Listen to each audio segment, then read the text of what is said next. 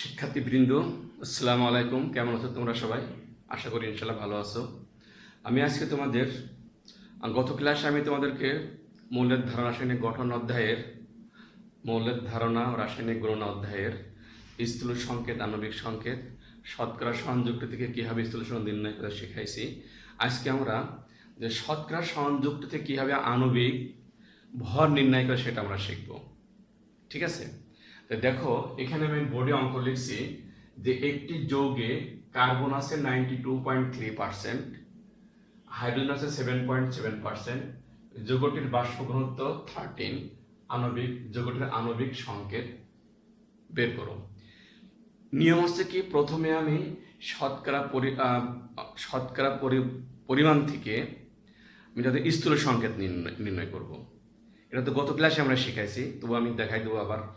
আমি স্থূল সংকেত থেকে আমরা আণবিক সংকেত নির্ণয় করব। ঠিক আছে, আমরা শুরু করি। দেখো, প্রথমে কার্বন ইজ ইকুয়াল টু কত দেওয়া আছে এখানে, 92.3 ডিভাইডেড বাই কার্বনের কত পারমাণবিক ভর 12।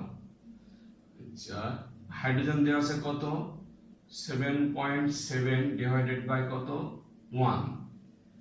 তাহলে এখন আমরা ক্যালকুলেশন করি, দেখি কত আসে। 92 ডিভাইডেড 12 ইজ ইকুয়াল টু 7.66। এটা আসে তোমার 7.66, আর এটা আসে কত, 7.7। এইটা আমরা বের করলাম কি, তাদের শতকরা সংযুক্তিকে পারমাণবিক ভরটা বের করলাম। এখন আমরা এদের কি করব, প্রাপ্ত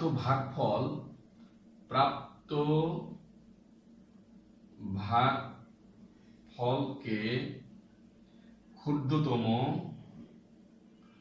ভাগফল দ্বারা ভাগ করে পাই। বুঝা গেল? এখানে যে দুটো উত্তর আছে, একদম ছোট যে উত্তর, সেই ছোট উত্তর দ্বারা দুটো উত্তরকে ভাগ করব।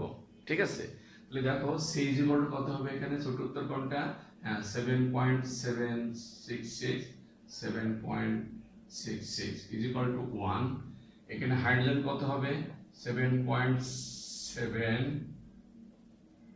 বাই 7.66 ইজ ইকুয়াল টু 1 এর একটু বেশি হয়, 7.7 divided 7.66 is equal to 1.005 সমান সমান আমরা 1 ধরতে পারি। ঠিক আছে? এই হলো আমাদের তোমার কার্বন আছে কত, 1। তাহলে এদের কার্বন হাইড্রোজেন অনুপাত কত, কার্বন অনুপাত হাইড্রোজেন is equal to 1:1। তাহলে কত হবে এদের স্থূল সংকেত, C1H1 is equal to CH। তাহলে এদের স্থূল সংকেত হলো আমাদের CH। ঠিক আছে? এটা আমাদের স্থূল সংকেত বের করলাম, সেটা হচ্ছে কত, CH। এখন এই স্থূল সংকেত থেকে আমরা আণবিক সংকেত বের করব কিভাবে।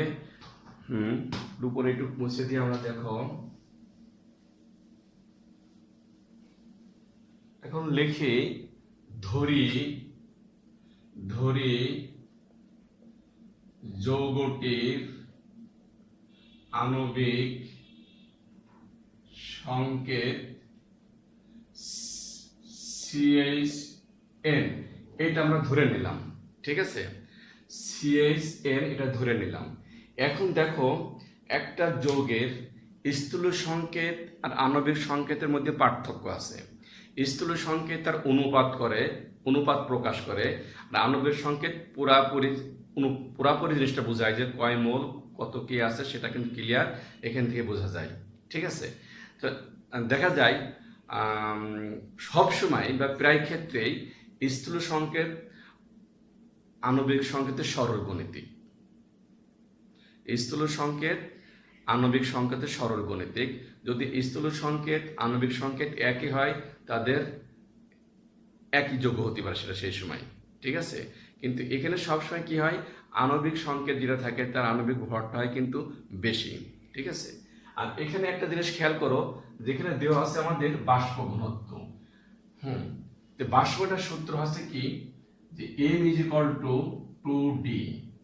m is equal two 2d, কোন গ্যাসে আণবিক ভর বাষ্প ঘনত্বের দ্বিগুণ। তাহলে এখানে m কত হবে, 2 ইন্টু 30 ইজ ইকুয়াল টু 26, অর্থাৎ m হবে কত এখানে 26। অতএব তাহলে এখানে যেহেতু যৌগটি আণবিক সংকেত ধরছি এত, তাহলে প্রশ্ন মতে আমরা লিখতে পারি, দেখো প্রশ্ন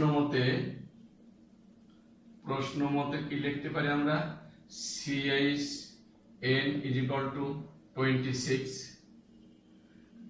বা কি লেখা যায়, C কত এখানে 12, 1 কত সমান 26, বা 13 N ইজ ইকুয়াল টু 26, অতএব N ইজ ইকুয়াল টু কত, N ইজ ইকুয়াল টু হলো এখানে 2।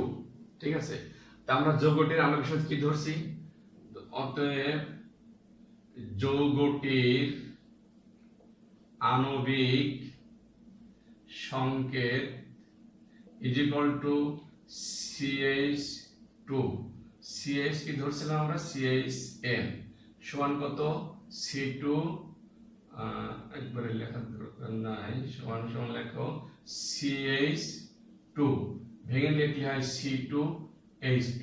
এই আছে আমাদের উত্তর। এই যৌগটার নাম হচ্ছে ইথাইন বা অ্যাসিটিলিন। তো এইভাবে আমরা কোনো যৌগের শতকরা পরিমাণ থেকে তার আণবিক সংকেত নির্ণয় করতে পারি। কিভাবে করব, ধাপে ধাপে কাজগুলো করতে হবে। প্রথমে কি করব, তাদের শতকরা পরিমাণকে নিজ নিজ পারমাণবিক ভর দ্বারা ভাগ করব। ভাগ করবার প্রত্যেকের অ্যান্সার আসবে। সেই অ্যান্সারটাকে এদের মধ্যে যে অ্যান্সারটি সবচেয়ে ক্ষুদ্রতম সংখ্যা, সেই সংখ্যা দিয়ে সব অ্যান্সারগুলোই ভাগ করব, সেখানেও একটা রেজাল্ট আসবে। এবং এখানে কি করব, এটি হচ্ছে তাদের স্থূল সংকেত তখন হয়। যেমন এখানে আমাদের রেজাল্ট ছিল কত ছিল, 1 1, তাহলে C1H1 is equal two CH, এটি আমাদের স্থূল সংকেত। এরপরে কি করব, ধরে নেব যে যৌগটির আণবিক সংকেত CHN। এনটা কেন ব্যবহার করলাম, কারণটা হচ্ছে এখানে যে একটা যৌগের স্থূল সংকেত আণবিক সংকেত থেকে সবসময় ছোট হয়। ঠিক আছে, যেমন ওটাকে N ধরে নিলাম আমরা, তাহলে কি করলাম, CHN, আমরা এখানে CHN ইজ ইকুয়াল, তাহলে প্রশ্নের মধ্যে কি আছে, এটা হচ্ছে আণবিক সংকেত, এটা হচ্ছে তার আণবিক সংকেতের ভর। তাহলে এখন এই আণবিক সংকেতের ভর আমরা বের করলাম, ইজ ইকুয়াল টু 26, এর ভর 13, 30 is equal two 26 is equal two N is equal two 2। অতএব যৌগের আণবিক সংকেত CHN is equal two CH2 is equal two C2H2। এইভাবে আমরা ধাপে ধাপে কোনো যৌগের শতকরা সহনযুক্তি থেকে আণবিক সংকেত বের করতে পারি। বোঝা গেছে, ক্লিয়ার? আমি আবারও ধাপগুলো বলছি। প্রথমে শতকরা সহনযুক্তিকে তাদের নিজ নিজ পারমাণবিক ভর দ্বারা ভাগ করবে। ভাগফল করার পরে যে উত্তরগুলো আসবে, এই উত্তরগুলোর মধ্যে যে উত্তরটা সবচেয়ে ছোট, সেই ছোট উত্তর দিয়ে সব উত্তরগুলো ভাগ করবে। এই ভাগ করার পরে যে উত্তরগুলো আসবে, সেটা হবে তাদের স্থূল সংকেত। ঠিক আছে, এখন এই স্থূল সংকেত আর আণবিক সংকেত, কারণ স্থূল সংকেত সাধারণত আণবিক সংকেত থেকে মান কম হয়, তাই না? এই জন্য আমরা কি স্থূল সংকেতকে আণবিক সংকেত ধরি, সেই জন্য লিখি কি, ধরি CHN। N হচ্ছে কি, তার সরল গণিতিক একটা সংখ্যা N, এই জন্য আমরা N ব্যবহার করি। এই জন্য তারপর কি লিখলাম, যে প্রশ্ন মতে এটা হচ্ছে ওই যৌগের আণবিক সংকেত, আর এটা হচ্ছে তার আণবিক ভর। এখন পরে কি করলাম, এর আণবিক ভর বের করলাম, সমান আণবিক ভর, N এর মান 2। এইভাবে আমরা পর্যায়ক্রমে একটা যৌগের শতকরা সহনযুক্তি থেকে আণবিক সংকেত বের করতে পারি। ঠিক আছে, আচ্ছা, এর পরবর্তী আমরা চলে যাই, সেটা হচ্ছে কি মৌল রাসায়নিক ধারণা। কোনো বিক্রিয়া থেকে আমরা কিভাবে বিক্রিয়াটি কত গ্রাম উৎপন্ন হয়েছে, কত গ্রাম বিক্রিয়া করছে, এই সম্বন্ধে আমরা কিন্তু এখানে ধারণা পেতে পারি। এই জন্য স্টোকিওমিট একটা কথা আছে, STIO, STOCHOI, স্টোকিওমেট্রি, METRY, এটাকে স্টোকিওমেট্রি বলা হয়। স্টোকিওমেট্রি বলে এটাকে। এটা কাকে বলে? এটা হচ্ছে কি রসায়ন বিজ্ঞানের বিক্রিয়ক এবং উৎপাদের পরিমাণ হিসাব করাকেই স্টোকিওমিতি বলা হয়। স্টোকিওমিতি বলা হয়, ঠিক আছে। আরও সাধারণ সহজ করে বললেই হবে যে রসায়ন বিজ্ঞানে যে শাখায় রাসায়নিক সমতাকৃত রাসায়নিক বিক্রিয়ার বিক্রিয়ক এবং উৎপাদের পরিমাণ নির্ণয় করা হয় তাকে স্টোকিওমিতি বলে। কি বোঝা গেছে ব্যাপারটা? আমি আবার বলি শোনো, রসায়ন বিজ্ঞানের যে শাখায় সমতাকৃত বিক্রিয়ার বিক্রিয়ক এবং উৎপাদের পরিমাণ নির্ণয় করা হয় তাকে স্টোকিওমিতি বলে। আমরা এই নীতির আলোকে দেখো কয়েকটা অঙ্ক করি, একটা সমীকরণ থেকে কিভাবে বের করা যায় সেটা দেখো। সাপোজ ধরো 10 গ্রাম, একটা প্রশ্ন লিখি এখানে, 10 গ্রাম ক্যালসিয়াম থেকে 10 গ্রাম ক্যালসিয়াম কত গ্রাম, 10 গ্রাম ক্যালসিয়াম কত গ্রাম অক্সিজেনের সাথে বিক্রিয়া করে ক্যালসিয়াম অক্সাইড উৎপন্ন করে। আমাদের প্রশ্নটা আছে কি, 10 গ্রাম ক্যালসিয়াম কত গ্রাম অক্সিজেন বিক্রিয়া করে ক্যালসিয়াম অক্সাইড উৎপন্ন করে। তো এখানে আমাদের কাজটা আছে কি, এই আগে বিক্রিয়াটা লিখতে হবে। লিখি আমরা বিক্রিয়া, ক্যালসিয়াম যোগ অক্সিজেন উৎপন্ন হবে কি ক্যালসিয়াম অক্সাইড। এই সমীকরণটা লিখলাম। এই সমীকরণ লেখার পরে এখন কি করতে হবে, আমরা স্টোকিওমিতিতে কি দেখে আসছি যে কোনো রাসায়নিক বিক্রিয়ায় সমতাকৃত সমীকরণটা সমতায়ন করতে হবে। করার পরে উৎপাদ ও বিক্রিয়কের পরিমাণ নির্ণয় করা যায়।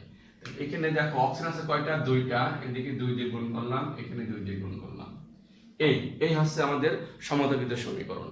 এখন আমাদের প্রশ্ন আছে কি, 10 গ্রাম ক্যালসিয়াম থেকে, এখানে ক্যালসিয়াম আছে কতটুকু, 10 গ্রাম, আর কত গ্রাম অক্সিজেন বিক্রিয়া করে উৎপন্ন হবে। ঠিক আছে, এটা ছোটবেলায় যেমন আমরা ঐকিক নিয়ম করে আসছি না, ঠিক ঐকিক নিয়মের মতনই। তো প্রথমে আমাদের কাজ হবে কি, এই 2 ক্যালসিয়ামের আণবিক ভর বের করতে হবে। 2 ক্যালসিয়ামের 2 ইনটু কত 40 ইজ ইকুয়াল টু 80 ক্যালসিয়াম, আর অক্সিজেন আণবিক ভর কত O2 16 into 2 is equal two 32। আগে আণবিক ভর বের করে নিতে হবে। এখন কি লিখতে হবে 80 গ্রাম। এটা কিন্তু আমরা সমীকরণ থেকে পেলাম। কি লিখতে হবে, যে 80 গ্রাম ক্যালসিয়াম বিক্রিয়া করে সমান 32 গ্রাম অক্সিজেনের সাথে। এটা আমাদের লিখতে হবে, কারণ আমাদের প্রশ্ন ছিল 10 গ্রাম ক্যালসিয়াম কত গ্রাম অক্সিজেন সাথে বিক্রিয়া করে, কত গ্রাম, যেটা চাই সেটা ডান দিকে লিখতে হয়। তাহলে 80 গ্রাম ক্যালসিয়াম বিক্রিয়া করে 10 গ্রাম অক্সিজেনের সাথে, তাহলে 1 গ্রাম ক্যালসিয়াম বিক্রিয়া করে কত, তাহলে 32/8। তো 10 গ্রাম ক্যালসিয়াম বিক্রিয়া কত হবে, তাহলে 32 ইন্টু 10/8 0। এখানে 0 0 কেটে দাও, 8 4 সমান 4 গ্রাম। এই হচ্ছে আমাদের উত্তর। 4 গ্রাম অক্সিজেনের সাথে বিক্রিয়া করে। কি বোঝা গেল? তাহলে প্রথমে কি করলাম আমরা, যে প্রশ্ন ছিল 10 গ্রাম ক্যালসিয়াম কত গ্রাম অক্সিজেনের সাথে বিক্রিয়া করে ক্যালসিয়াম অক্সাইড উৎপন্ন করে।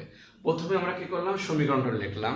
সমীকরণ লিখে কি করলাম, এদের সমান করলাম, দুই দিকে সমান করার পরে কি করলাম, যে এদের আণবিক ভর বের করলাম। ক্যালসিয়াম 2 ক্যালসিয়াম মানে 2 ক্যালসিয়াম 2 ইন্টু ক্যালসিয়াম আণবিক ভর আছে 40, তাহলে কত হলো 80। ঠিক আছে, আর এদিকে অক্সিজেন কত 16 14 গুণি 32, রাইট। এই আমরা বের করার পরে যেহেতু কত গ্রাম অক্সিজেন চাই, যেটা চাই ওটাকে আমরা ডান দিকে লিখবো। তাই লিখলাম কি, যে এই যে 80 গ্রাম ক্যালসিয়াম বিক্রিয়া করে সমান 32 গ্রাম অক্সিজেনের সাথে, তাহলে এই যে এই লাইনটা লিখলাম, এই সমীকরণটা লিখলাম আমরা কিন্তু বিক্রিয়া থেকে, যে 80 গ্রাম ক্যালসিয়াম বিক্রিয়া করে সমান 32 গ্রাম অক্সিজেনের সাথে। এটা কিন্তু লিখলাম আমরা বিক্রিয়া থেকে, বিক্রিয়া সমীকরণ থেকে লিখলাম। তাহলে 1 গ্রাম কত হলো, ঐকিক নিয়মে 10 গ্রাম করলে 4 গ্রাম। এই যে এখান থেকে আমরা সমীকরণের সাহায্যে কত গ্রাম বিক্রিয়ক আছে বা উৎপাদক সেটা আমরা বের করতে পারি। আচ্ছা ঠিক আছে, আমরা আরেকটা অঙ্ক যাই। দেখো এটা বোঝা গেছে আশা করি। এবার আমরা লিখি যে 5টি হাইড্রোজেন অণু থেকে কয়টি পানি অণু উৎপন্ন হয়। এটা আমাদের সমীকরণ। সেটা হচ্ছে কি 5টি হাইড্রোজেন অণু থেকে কয়টি পানি অণু উৎপন্ন হয়। 5টি হাইড্রোজেন অণু থেকে কয়টি পানি অণু উৎপন্ন হয়। এখানে অণু আছে কিন্তু, এখানেও আবার আমাদের ওই সমীকরণ লিখতে হবে।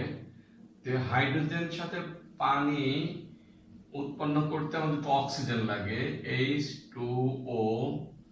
এখানে 2টা দাও, এখানে 2টা দাও। এই যে যেহেতু এখানে অণু কথা আছে, অণু তাহলে আমরা অ্যাভোগাড্রোর সংখ্যা লিখতে পারি এখানে।